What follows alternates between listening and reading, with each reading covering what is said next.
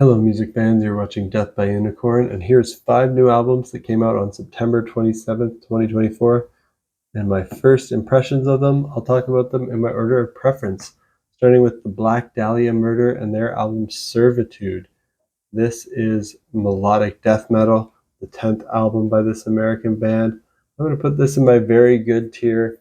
No albums from this week made excellent, near masterpiece, or masterpiece level for me. This is the first album from the Black Dahlia Murder after the passing of their frontman and vocalist Trevor. It's tragic that they lost their frontman. Brian, the founding rhythm guitarist, is now the lead vocalist, and they brought back guitarist Ryan Knight, so they still have 2 guitarists here. And I think the guitar talent level in this band now is the highest it's ever been. The big challenge that they had in making this album is, of course, honoring the memory of Trevor, and just if Brian can do well enough on the vocals to live up to Trevor's memory. I'm pretty hopeful that this great band can keep going through this tragedy of losing their frontman. Upon listening to this album, I was pleasantly surprised at how well Brian does on vocals here. He actually sounds a lot like Trevor, even more than I expected. I could almost believe it was Trevor still doing the vocals here, but if you listen closely, you can tell it's not.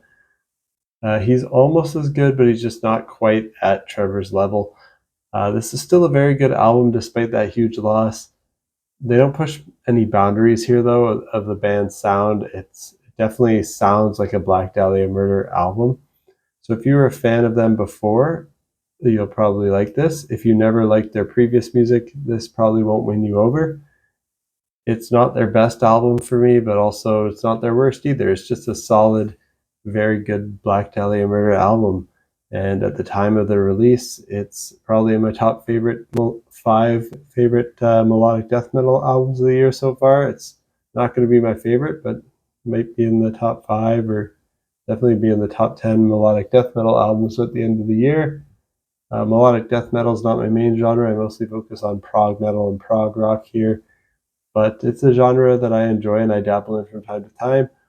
And I look forward to seeing this band continue. I want to see them go strong, and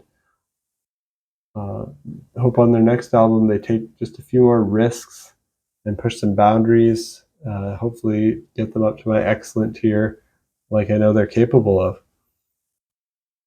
Next, I want to talk about an EP by Serj Tankian called Foundations, and this is alternative metal with hard rock, maybe a bit of progressive rock influences in there. So this is an EP by the System of a Down frontman, and the single I heard ahead of time from this was called Justice Will Shine On. That's the second track on the EP, and it's a really great, powerful, emotional, and heavy song about the Armenian genocide. And that's my favorite track on the EP after first listen. I'm just really glad to hear Serj doing metal and hard rock music. I know in the more recent past, he's focused a lot on classical film score music, which he also does well, but just isn't my favorite kind of music of his to listen to. This EP here starts with a track called AF Day, which is, has a nice and heavy start to the album. It sounds like a System of a Down song. The guitar riffing sounds like something Darren would play. The song is mostly a straightforward, heavy alternative metal song, but there's a section in the middle where it goes all weird, kind of psychedelic, and almost like an electronic trance, which I enjoyed. It brought some variety to the song, and it reminded me a bit of the weird middle section of the song War by System of a Down. The final 3 tracks on this album are solid as well, but not quite as strong as the 2 opening tracks for me. I do think this is the best EP Serj has ever done, but it's just not quite as strong as the excellence of some of his full-length albums that he's done in the past, like Elect the Dead and Perfect Harmonies and Harry Kiri. But I'm going to put this in my very good tier as well. Check it out if you're a fan of Serj Tankian or System of a Down. Next, I want to talk about Weather Systems and their album Ocean Without a Shore, the debut album by this group from the UK. Progressive rock with a bit of pop and alternative influence in there. And this is the project of Anathema's Daniel Kavanagh. He's now making music with his new band, Weather Systems, and it's very beautiful, very atmospheric progressive rock. A lot of emotion. There's a mix of male and female vocals. There's some odd time signatures and time signature changes here, but it never really gets too technical. It stays very slow and hypnotic. If you're a fan of Anathema, Pink Floyd, Porcupine Tree, Pineapple Thief, and Pure Reason Revolution, then definitely check out this one from Weather Systems called Ocean Without a Shore. Also in my very good tier. All 5 albums I'm talking about are at least good. The top 4 I'm putting in my very good, and the last one I'll talk about will just be in my good tier. So second from last one that I'm going to mention in this video is by a band called D.R.U.G.S, which stands for Destroy, Rebuild, Until God Shows. And the album's called Until God Shows. This is the 3rd album by this American band, and it's post-hardcore emo kind of music. And I'm putting this in my very good tier as well. It looks like the only full-time band member of this band now is Craig Owens from D.R.U.G.S fame on lead vocals, and he just brings in a lot of touring musicians. I think in the past, he actually had other band members that were actual full-time members of the band, but he's always kind of been the leader of the band. I was curious to hear if this could be as good as their first 2 albums.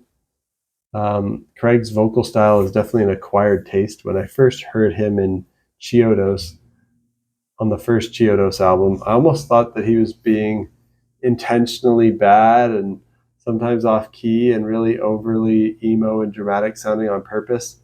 But after listening to D.R.U.G.S more and more, I kind of acquired the taste for his voice and his melody and his delivery. They're all great once it clicks with you, but you have to be open to that really emo style of singing. On Craig's more modern output here from Destroy, Rebuild, Until God Shows, you can really hear that the vocals are tuned. So there's a lot less of that pitchy stuff going on here, as opposed to on early D.R.U.G.S albums music where he didn't tune them so you could hear kind of more of the pitchy stuff. But I actually kind of prefer as much as it's like, oh, he kind of goes out of tune a little bit, I kind of prefer that now, now that I'm used to it. I prefer that early raw D.R.U.G.S sound from the first album over his more modern D.R.U.G.S and other projects stuff where he's very well tuned and it's like auto-tuned, basically Melodyne or whatever. Upon first listening to this album, I think it's just as good as the second album by D.R.U.G.S, but not quite as strong as the debut. Check it out if you're a fan of D.R.U.G.S, D.R.U.G.S, or any other band that involves Craig Owens. If you like him, you'll probably enjoy this. It's catchy post-hardcore emo stuff, really.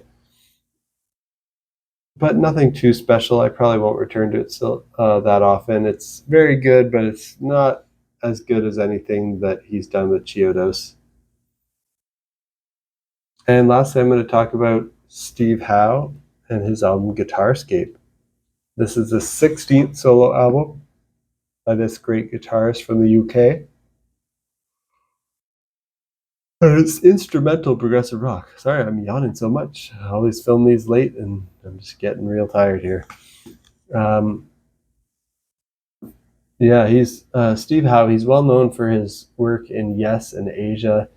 He was a really great guitarist in his prime. He's still a great guitarist, but he is getting a lot older now. I do feel like his skills have been diminishing a bit, definitely at least in Yes's music. But luckily on this album, there's still some great guitar work to be found here from him, like what we might have heard in his glory days. He shows that he is still a truly great guitar player with a unique and recognizable style. At the same time, there's nothing that really stands out here too much, and there's nothing that's too exciting or really progressive on the compositional side. I don't really think he's pushing boundaries. So this one by Steve Howe, Guitarscape, is a good album, but probably not one that I'll go back too much. So I'm just putting it in my good tier. And that's it for my first impressions on these 5 albums that came out recently on September 27th, 2024. What do you think of these albums? Let me know down in the comments. Is there anything else that came out recently that you think I'll enjoy? Also let me know. And stay tuned. My next video will probably be my top 10 favorite albums of September. Just need to put that list together, and hopefully that'll be up soon. So if you want to see that, hit that subscribe button and stay tuned. Peace out.